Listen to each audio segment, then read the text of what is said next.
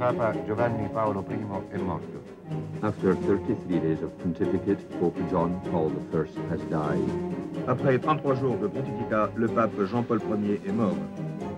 Ce matin, 29 septembre... À l'aube du 29 septembre 1978, le monde entier stupéfait apprend par Radio Vatican la mort de Jean-Paul Ier après un pontificat de 33 jours.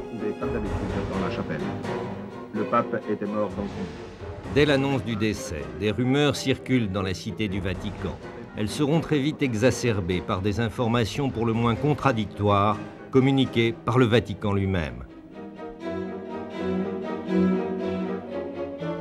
Comment le pape Jean-Paul Ier passa-t-il sa dernière journée? Quand et comment est-il mort? La mort du pape, c'est un mystère. C'est un mystère, c'est-à-dire que personne n'a rien à dire parce que personne n'a pas vu et n'a pas écouté. J'ai remarqué que ceux qu'on me disait ne répondaient pas à la vérité exactement. Albino Luciani était vénitien. Il est né en 1912, prêtre en 1935, évêque en 58, puis patriarche de Venise en 69. Le cardinal Villot, qui se recueille devant la dépouille mortelle, avait été reçu la veille par le pape. 33 jours plus tôt, le conclave avait élu le cardinal Luciani, qui avait pris le nom de Jean-Paul Ier. Mais revenons à sa dernière journée. Son emploi du temps quotidien était de se lever rapidement entre 5h et 5h30. Vers 6h, il était assis à son siège dans la chapelle privée située à 20 mètres. Il lisait et il méditait.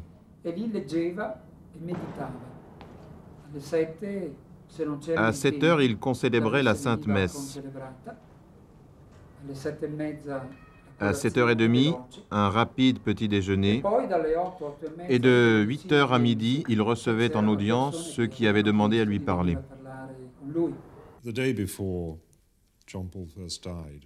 La veille de sa mort, Jean-Paul Ier a passé une journée plutôt normale. Le matin, des audiences avec des gens du Brésil.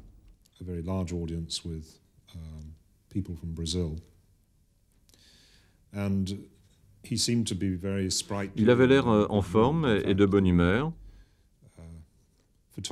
Le photographe qui prenait des images du groupe se souvient comment le pape s'est levé pour l'aider à disposer les chaises pour la photo.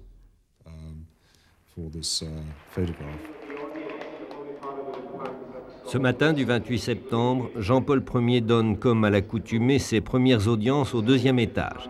Des audiences extrêmement attendues.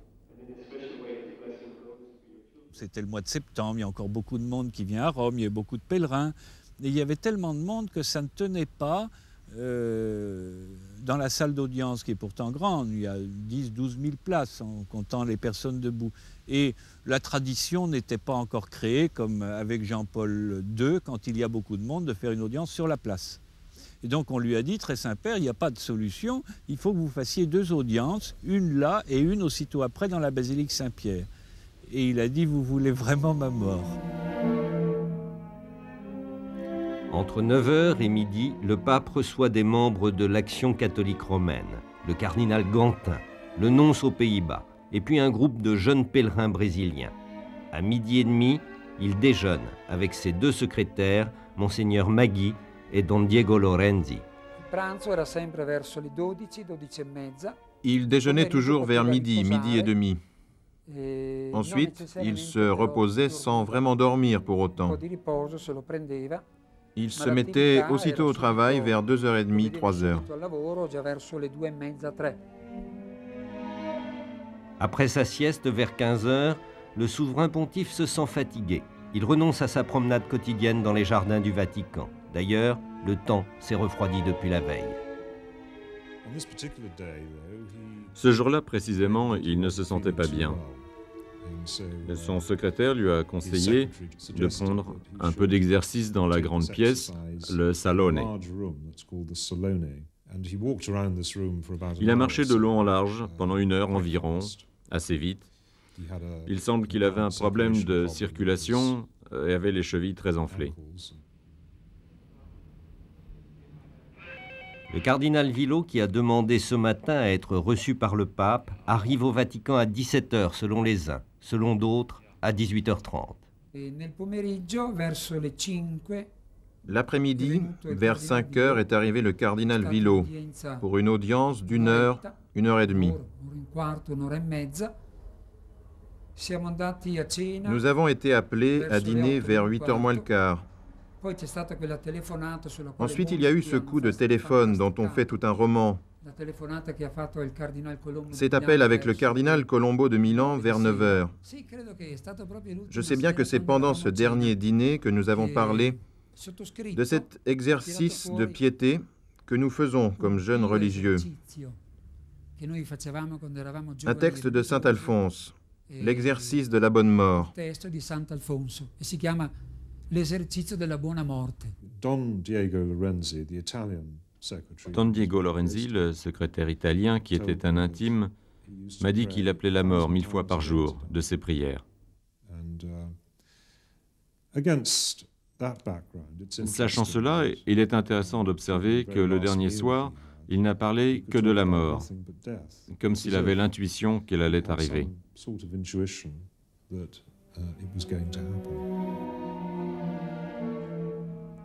Peu avant 21 h, le pape fait appeler pour la seconde fois le cardinal Colombo à Milan. La conversation porte sur son entrevue avec le cardinal Villot. Il est assis à ce bureau. La conversation a commencé vers 9 h. Après quoi, il nous a souhaité bonne nuit au père Magui et à moi, et il est allé à la salle de bain.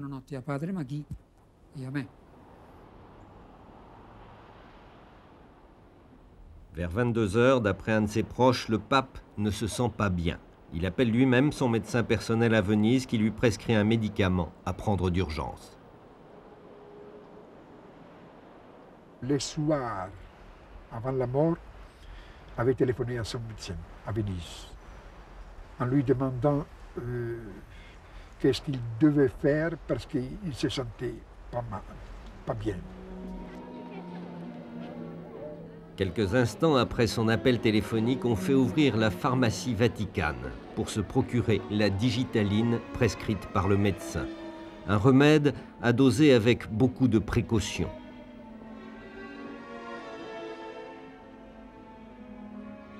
Il est apporté sans délai aux gardes des appartements pontificaux.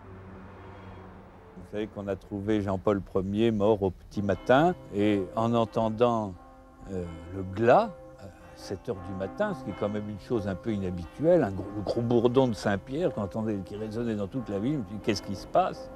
Et je me suis précipité au bureau, enfin on m'a dit le pape serait mort. Ainsi s'achevait le dernier jour du pape, dernier jour d'un des plus courts pontificats de l'histoire. Cependant, les demi-vérités, les non-dits, voire quelques dissimulations vont ouvrir la voie à diverses interprétations sur le comment et le pourquoi de la mort de Jean-Paul Ier.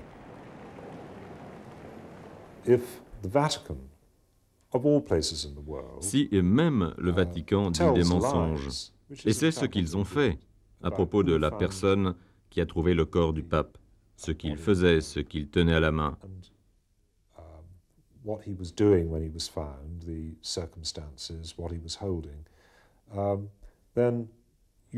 Et alors, cela crée une suspicion autour de la mort elle-même. On comprend très bien qu'ils n'ont pas aimé avoir à dire au monde que le pape était réveillé tous les matins par une religieuse qui lui apportait son café.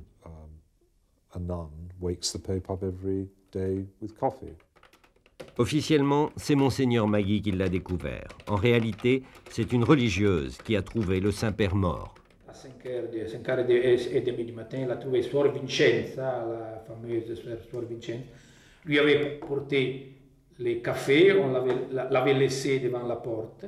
Après une demi-heure, elle a encore trouvé, elle a ouvert et a vu le pape qui était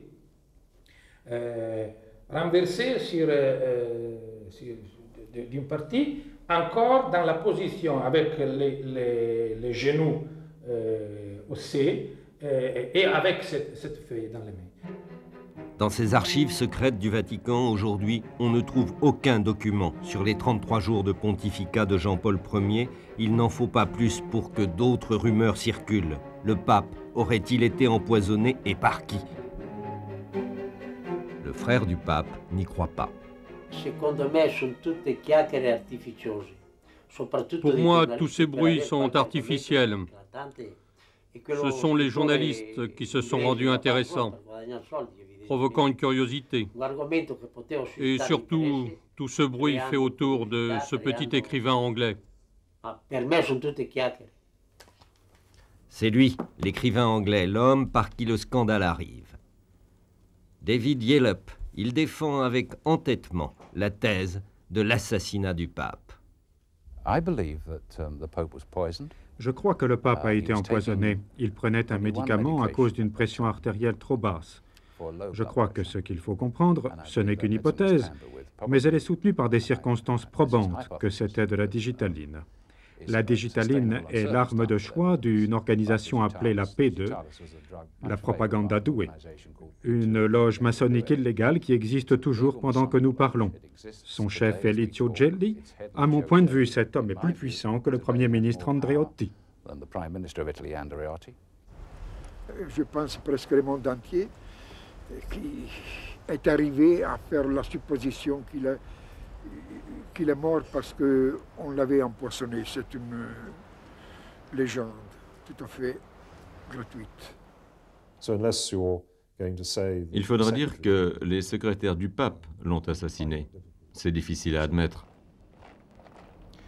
Dans ces conditions, pourquoi ne pas penser tout simplement que le pape a succombé à une mort naturelle? Dans sa famille, il y avait plusieurs antécédents. C'est un problème de famille, parce qu'il y a eu chez nous plusieurs morts subites sans avertissement. L'idée d'une faiblesse naturelle de famille est pour moi la plus solide. Je ne suis pas certain à 100%, parce que je n'étais pas là cette nuit-là. À mon avis, sa mort est absolument naturelle, dans le sens qu'elle a été naturellement produite par une erreur des médicaments que Papa Luciani a personnellement commis. Saura-t-on un jour ce qui s'est réellement passé derrière ces deux fenêtres entre 22h et 5h du matin? Il y a juste 12 ans, le 28 septembre 1978, Jean-Paul Ier commença comme d'habitude sa journée à 5h45. C'était sa 33e et dernière journée de pontificat, mais ni lui, ni son entourage ne le savaient.